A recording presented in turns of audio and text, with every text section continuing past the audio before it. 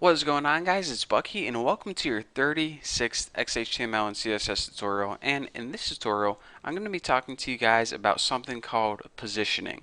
So before, whenever we were making websites and we added like an image and then a header and then a paragraph and then maybe some links or something, everything kind of appeared after one another. It kind of flowed together in a nice, neat order. I mean, your image knew automatically not to appear on top of your text to cover it up. And whenever you made a paragraph, it didn't just put them in a random location. It put it under whatever was there before, like under your header or under your image. So everything kind of flowed automatically, but while this is good if you're going for that, kind of boring, organized look, it didn't give you a whole lot of control over the layout and look of your website. So in this tutorial, I'm going to teach you guys how to change all that using something called absolute positioning. Now, let's go ahead and look at an example right now. So I'm going to make two divs, or aka two boxes on the screen, and I'm going to show you guys how to move them around exactly where you want them. So let's go ahead and make a div with an ID of, I don't know, apples, and just go ahead and end that div. Let's add some text in it. I am the apple box. Isn't there a cereal like Apple Jacks? That's what I was thinking of. So let's go ahead and copy this and add another div with the ID blueberry, and just put like yo soy un blueberry. This can be a Mexican blueberry box. So anyways, go ahead and save this and see what we have on our screen so far. We have I am the apple box and yo soy un blueberry, the blueberry box. So in order to visualize these a little better, let's go ahead up in CSS and give them a border, actually, so they actually look like boxes. So go ahead and in your apples, let's add some rules to it. Border equals 2 pixels solid red, because apples are red. It might make it easier to tell. And let's see, in order to apply that absolute positioning, here's what you need to do. Type in the attribute position, and for the value type absolute.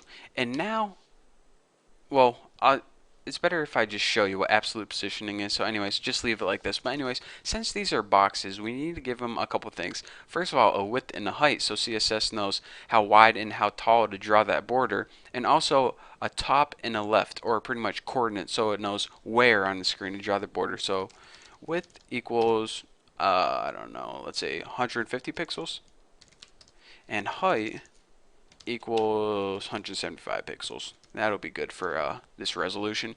So now we need to say, where on the screen do you want to draw this box? Well, 30 pixels down from the top is good, and let's say right, in other words, 15 pixels from the left. So now let's go ahead and save this and see what we got. We got a red box, 2 pixels solid red. It's absolute, and the width is 150 by 175, and it's 30 pixels down from the top and 15 pixels from the right.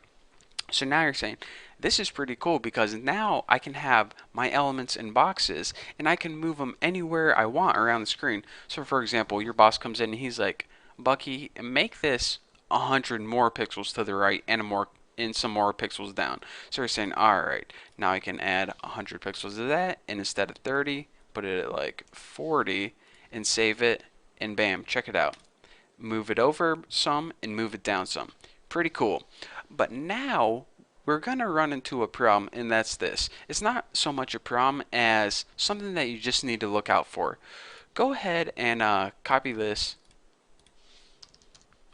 and let's see if this works. Go ahead and now let's make a box for blueberry.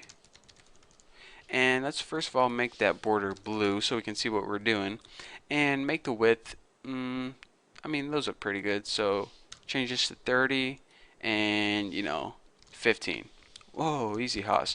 So now in our blueberry box, we have a blue border. The position is absolute still. The width and height are the same, but it's just at different coordinates. So now whenever we save this and refresh this, we see that something weird happens that didn't happen before.